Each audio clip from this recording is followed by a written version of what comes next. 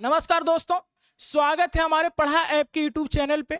आज हम लोग मैथ के 5 सुपर सीरीज के क्वेश्चन को फिर से लेके आए हैं, जो आपको इस यूट्यूब चैनल से डेली आपको प्रोवाइड किया जाता है। और इस सीरीज से आप धीरे धीरे किसी भी एग्जाम के अच्छे खासे तैयारी कर लेंगे। तो आज हम लोग एक आपको न्यूज और अभी आया है, जो हमारे माननीय मुख्यमंत्री जी ने एक बहुत बड़ा फैसला लिया है, जो बच्चों के हित में। जो आपको पता होगा कि जो 18 फरवरी और 17 फरवरी को जो यूपीपी का पेपर हुआ था, उसमें री एग्जाम बच्चों का मांग था, क्योंकि इसमें बहुत बड़े लेवल पे कहीं ना कहीं इसमें धांधली हुई थी। एक बहुत बड़े लेवल पर कहीं ना कहीं धांधली हुआ था, जिससे कि हमारे बच्चों का मांग था कि इसको री एग्जाम फिर से कराया जाए। तो आज यूपी के साइड पर हमको ये जानकारी मिली है कि ये जो पेपर है फिर से 6 माह के अंदर अंदर आपको कराया जाएगा। तो आप इस तैयारी को फिर से कंटिन्यू रखिए, और आपकी एक बहुत बड़ी जीत हुई है। जो एक यूनिटी जो आपने दिखाई वो बहुत बड़ा कामयाब हुआ है। तो आइए आज हम लोग बिना टाइम गंवाए हुए आज के सुपर सीरीज के क्वेश्चन को देखते हैं, और डेली यहां से आप लोग देखिए, जिससे कि आपका तैयारी होता रहेगा। चलिए, आज का पहला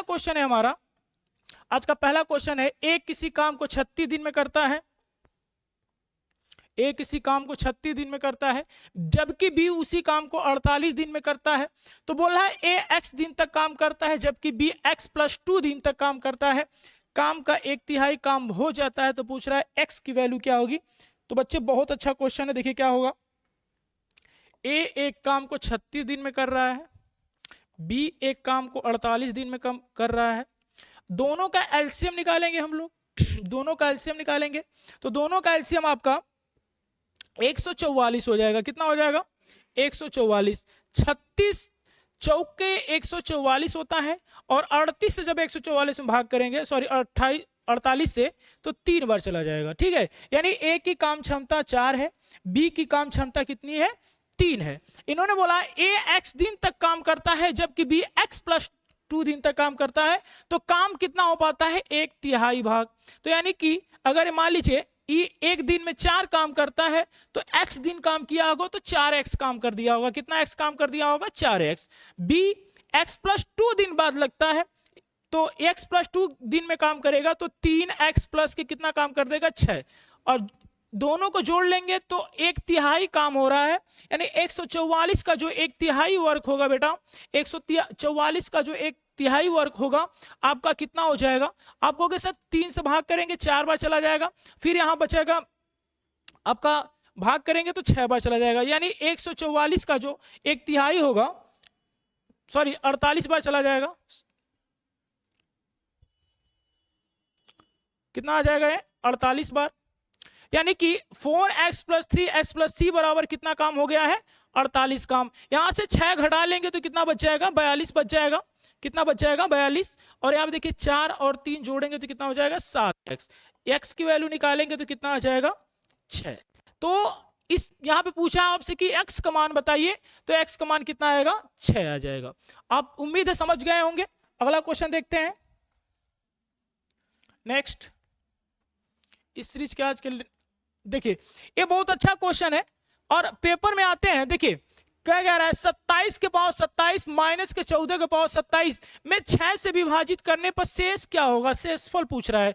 तो आपको इससे पहले से समझ लीजिए, x के पावर n माइनस y के पावर n, यदि n एक सम संख्या या विषम संख्या हो सकती है, विषम संख्या या तो आप कहेंगे सर सम संख्या होगी। तो बेटा समझ लीजिए, अगर n एक विषम संख्या है तो a सदैव x माइनस वाई से विभाजित होगी। ऐसी संख्या कोई भी हो हमेशा किसी भी विभाजित होगा, x माइनस वाई से विभाजित होगा। अगर यदि विषम सम संख्या होगी तो किससे विभाजित होगा? x प्लस वाई और x माइनस वाई दोनों से विभाजित होगा। तो अभी देखिए ये कैसी संख्या है बेटा? विषम संख्या है। कैसी संख्या है? विषम संख्या। तो ये हमेशा 27 माइनस 14 से जरूर विभाजित होगी। तो 27 माइनस 14, 27 माइनस के 14 जब हम लोग घटाएंगे तो यहां से 3 हो जाएगा और 2 में से 1 चला जाए 13 हो जाएगा। इनका अंतर 13। अब बोला इसको 6 से विभाजित किया जाए। किससे विभाजित किया जाए? 6 से।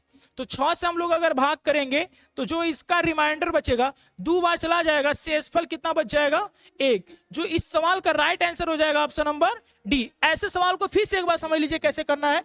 x power n minus y की पावर n, यदि n का मान विषम संख्या होगा या तो सम संख्या होगा। अगर विषम संख्या होगा तो x माइनस वाई से विभाजित होगा, और यदि सम संख्या होगा तो x plus y x minus y दोनों से विभाजित होगा।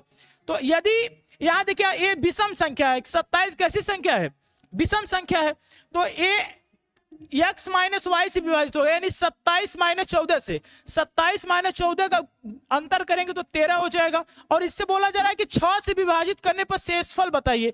13 में जब 6 से भाग करेंगे तो शेषफल कितना आएगा, 1 आएगा, जो ऑप्शन नंबर डी में दिया है। अगला क्वेश्चन देखते हैं इस सीरीज का। आज का अगला क्वेश्चन है क्वेश्चन नंबर 3। देखिए बोला है 1/2 plus 1/4 plus 1/8 dot dot dot कहां तक है 500 1/512 तक। देखिए अब इस ऐसे सवाल को सॉल्व करने के लिए बच्चे क्या करते हैं, पेपर में छोड़ देते हैं, बट हम लोग करेंगे। देखिए मात्र भी 2 सेकंड में, पहले सीखते हैं कैसे करेंगे हम। ऐसा सवाल जब भी आपको मिले पहले 3 अंक को ही उठा लीजिए। देखिए 3 अंक तक लेते हैं तो 1/2 प्लस के 1/4 प्लस के 1/8, यहां से एलसीएम निकालेंगे तो कितना हो जाएगा 8 हो जाएगा। 2 से भाग करेंगे 4 बार चला जाएगा, 4 से भाग करेंगे 2 बार चला जाएगा, 8 से भाग करेंगे 1 बार, टोटल जोड़ेंगे 7 बटा कितना हो जाएगा 8। यानी हमारा क्वेश्चन 1/2 प्लस 1/4 प्लस 1/8 जोड़ने पे कितना आ रहा है 7/8। तो अगर यदि ऐसा क्वेश्चन है, देखिए करना क्या है, लास्ट वाले अंक को उठाएंगे हम लोग, लास्ट वाले अंक को देखेंगे, 8 से 1 कम, 8 से 1 कम कितना होगा 7 होगा, और 7/8 यही आपका राइट आंसर हो रहा है। तो इस प्रकार इस टोटल पूरे सवाल का यहां देखिए लास्ट वाला अंक कितना है 1/512, तो 512 से 1 कम, आपका 512 से 1 कम 511 हो जाएगा, बट्टा में कितना हो जाएगा 512, जो ऑप्शन नंबर बी में दे रखा है। जो राइट आंसर कौन सा होगा, बी वाला होगा। तो उम्मीद है सवाल समझ में आ रहा होगा। आज के सीरीज का अगला क्वेश्चन देखते हैं, क्वेश्चन नंबर 4। क्वेश्चन नंबर 4 है आपका, क्वेश्चन नंबर 4 है, बोला 1 × 3 × 5 × 7 × 9 डॉट डॉट डॉट 99 × 128 में शून्यांकों की संख्या ज्ञात कीजिए। देखिए बेटा आपको पता, पहले ये देख लीजिए शून्यों की संख्या को हम लोग कैसे पता करते हैं। शून्यों की संख्या बताने के लिए देखिए शून्य कब आएगा, जैसे 1 में हम 2 से गुणा कराएं तो शून्य आएगा, 0 आएगा नहीं आएगा। फिर 3 से अगर गुणा कराएं तब भी नहीं आएगा, कहोगे सर 6 आएगा। फिर 4 से अगर गुणा कराएं तब भी नहीं आएगा 0। लेकिन जैसे ही 5 से गुणा कराएंगे तो 0 आ जाएगा, 120 यानी 0 आ जाएगा।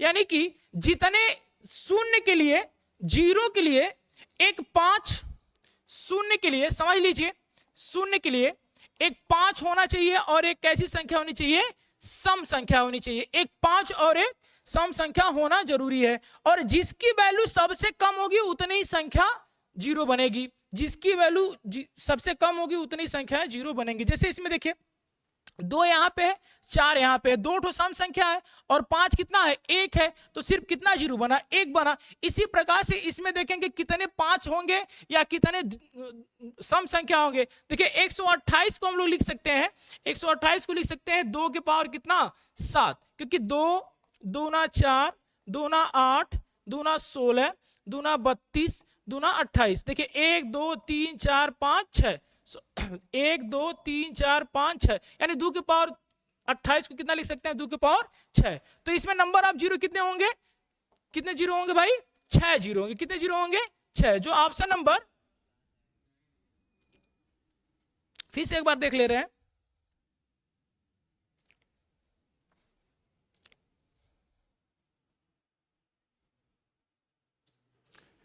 अट्ठाईस को लिखेंगे हम लोग 2 दूना 4 दूना 8 दूना 16 दूना 32 दूना 64 दूना 128, 1 2 3 4 5 6 7, यानी कितने बार आ रहा है 7 बार। यानी नंबर ऑफ शून्यों की संख्या कितनी हो जाएगी 7, जो ऑप्शन नंबर डी में है। एक बार फिर समझते हैं हम लोग। देखिए 0 होने के लिए, शून्य होने के लिए 5 और 1 सम संख्या, 5 और 1 सम संख्या होगा तभी वो 0 बनेगा, अन्यथा नहीं बनेगा। और उसमें से जिसकी वैल्यू कम होगी, जिसकी वैल्यू सबसे कम होगी उतना ही जीरो बनेंगे। देखिए इसमें 5 तो बहुत सारे होंगे, एक 5 यहां होगा, कहीं ना कहीं 15 पे होगा, कहीं ना कहीं 25 में होगा, फिर 35 में, 45 में, 55 में, 65 में, ऐसे 5 की संख्या ज्यादा होगी। लेकिन 128 में अगर 2 की बात की जाए, 128 में 2 की बात की जाए तो कितने होंगे? सिर्फ 7 होंगे। इसी वजह से जिसकी वैल्यू कम होगी उतने जीरो बनेंगे। तो 2 की वैल्यू 7 है तो जीरो कितने बनेंगे?